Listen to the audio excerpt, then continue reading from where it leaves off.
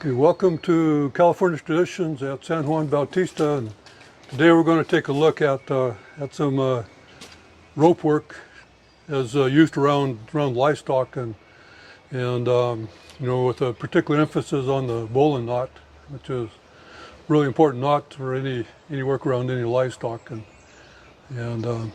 because that's a safe knot, it won't choke an animal. So pretty much any time you tie something around an animal, you can use a bowline knot, so anyway, the way I'm used to tying it is, which is a little bit different than the way I've seen a lot of people tie it, but I just start like that, and then I pull this in here, and then you see I get that form there. Mm-hmm. And then it's a lot of you kind of look for that type of a form in order to tie the bowline knot, and then I'll come around here and then back through here, and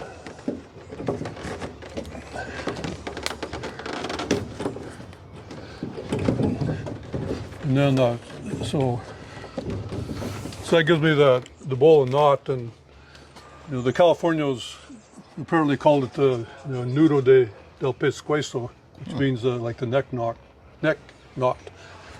And so you tie it pretty tight around the neck, and so that way you can hopefully avoid them getting caught up with anything and getting stick caught in there, or getting foot caught in there if they're scratching their ear.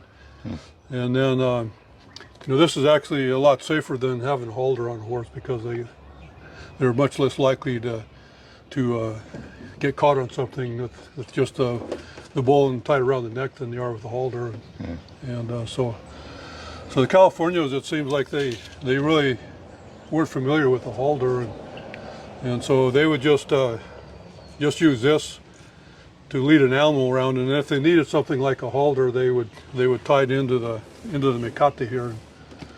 And so they would normally call this a mecate, which is just a word for any type of a rope, and not necessarily a horsehair rope. And so they would tie what they would call a hakima. And so the word hakima can mean two different things, and the one is what I'm going to tie on here is the one meaning of a hakima, and the other is a bozal. And so that can be a little bit confusing, and because the word hakima can mean two different types of things. And so anyway, to tie the hakima on, you would take your mecate and you do like 1/2 hitch, like that. You do another 1/2 hitch, and often a third, and then I'll take this part of the rope and I'll slip it under here, like that, and then I'll pull this up until I can get around the ears.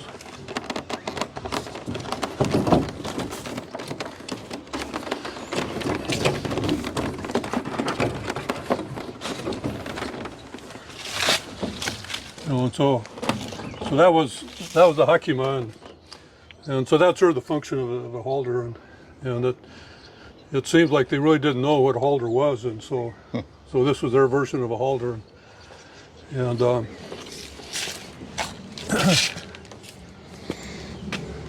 another thing that you do sometimes is when you're running horses, and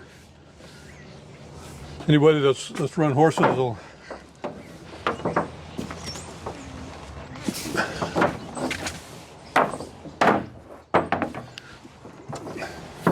you'll know that horses tend to horse around a lot. So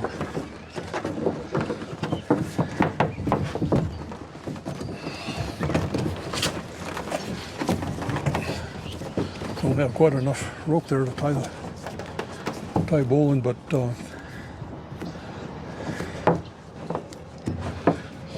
Anyway, maybe we'll have to just do it with one strand.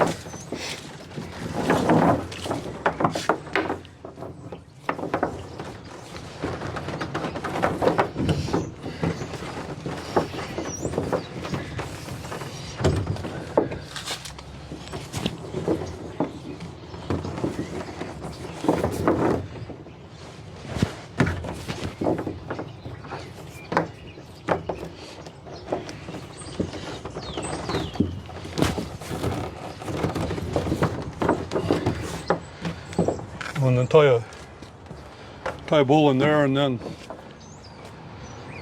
I'll probably tie this up here too, so it doesn't catch on anything. But anyway, you can take your next horse and tie it onto here, and so then when you're running horses, they won't be horsing around so much if you have them tied together like that. So you can go on down the trail with a lot less trouble.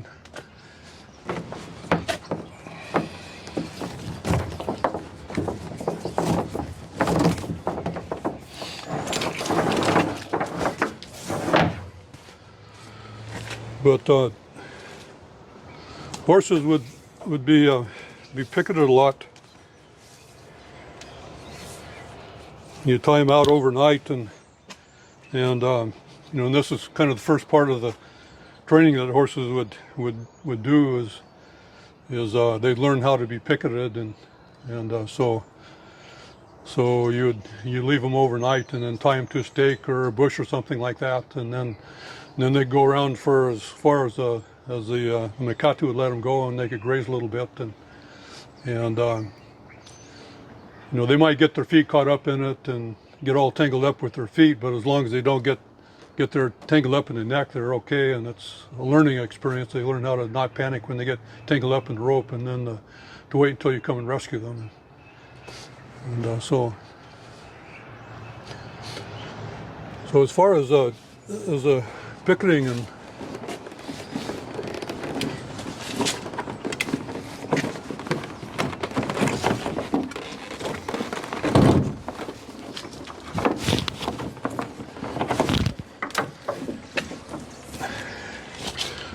probably most commonly done with this method, tying around the neck,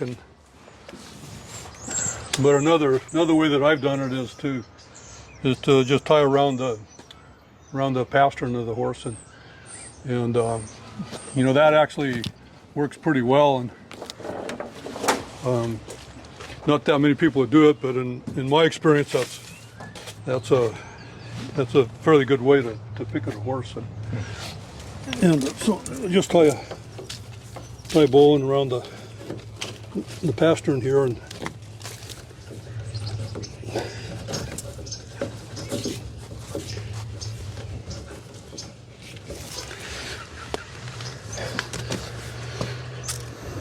then you think that would rub, but actually it doesn't.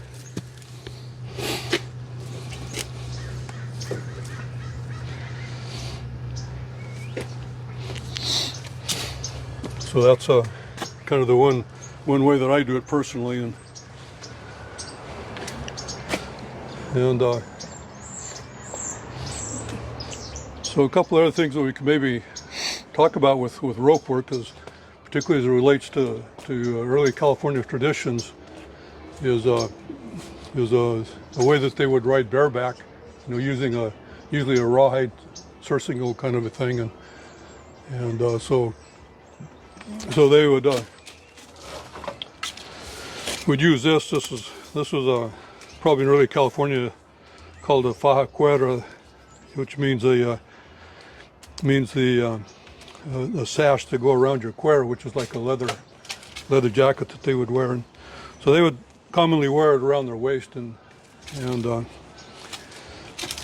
so this is like a what we would call a piggin string, and so they would ride bareback when they were the first time they would get on horse. They'd often do it bareback, and then that way, if the horse bolts, and they would throw the horse down and then jump off as the horse was going down, and then they rode bareback, well then they could avoid messing up their saddle when that kind of stuff would be going on.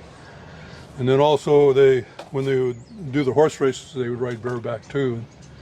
And so they had a technique for riding bareback, and using a picket string kind of thing like this.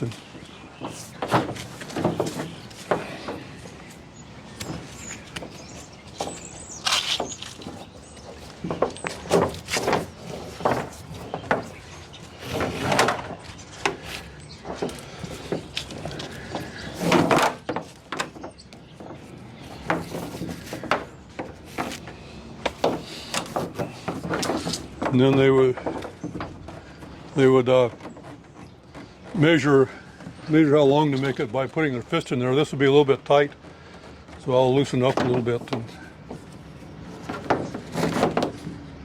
so you could, usually if you could put your fist in there with your thumb up, that'd be just about the right amount of rope to have. That when you climb on bareback, you'd put your knees through here, and then that'd help you hang on while you're riding bareback.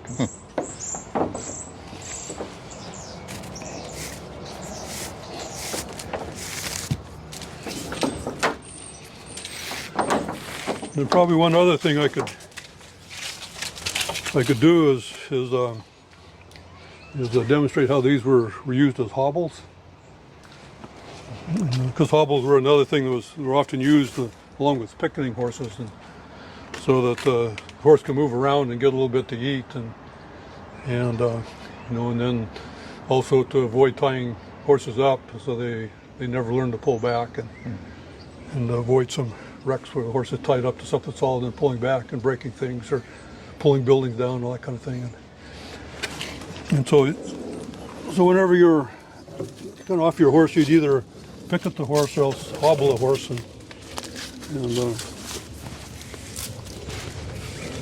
So a way of hobbling this horse with using the same kind of thing that you'd use riding bareback would be to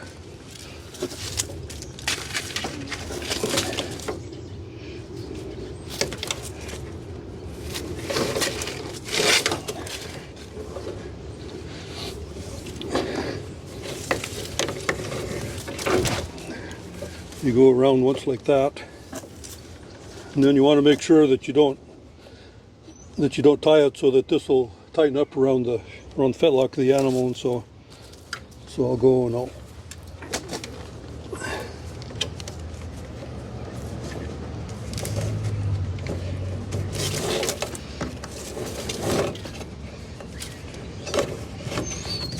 like that, and then I'll go through here.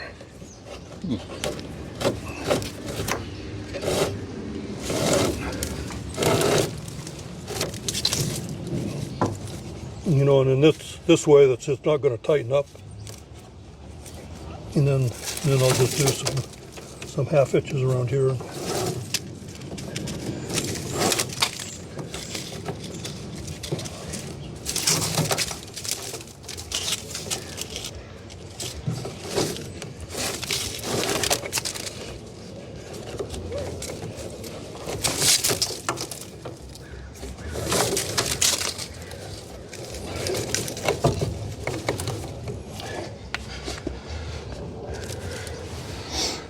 A little bit more work than if you have a buckle, but sometimes they were kind of short on buckles, but anyway, this was a common way that they the horses would be hobbled, and sometimes they'd use this like a softened wide rawhide strap, about 6 feet long or so, and then use that instead of this braided ride, and then and then that would be really probably the most common way that they would hobble a horse. The strap or rawhide would have slits in it, or no, not necessarily. Or sometimes it would be just a plain length of softened rawhide, and then they would tie it on like this. Oh, they would tie. Okay. This is probably the more primitive way of hobbling a horse, but later on there are other ways that types of hobbling system would be used. Sometimes it'd be the strap, and then and then twist it here, and then come back around, and then and then go back into another button kind of a thing. And, you know, and then of course the buckle hobbles. And, but in the but this type of hobbling system is still used. And in some ways, it's maybe still used because it's a little bit more secure and then less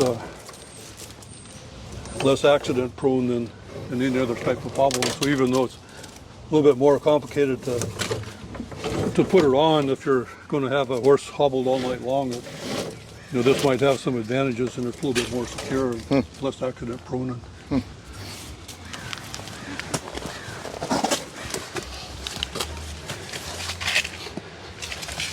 Okay, so there we have it, some basic stuff of rope work, and particularly as it relates to horses and mules, and then the nudo de pescuezo, the knot, that the Bolin knot that everybody that works around livestock has to know. Until the next time.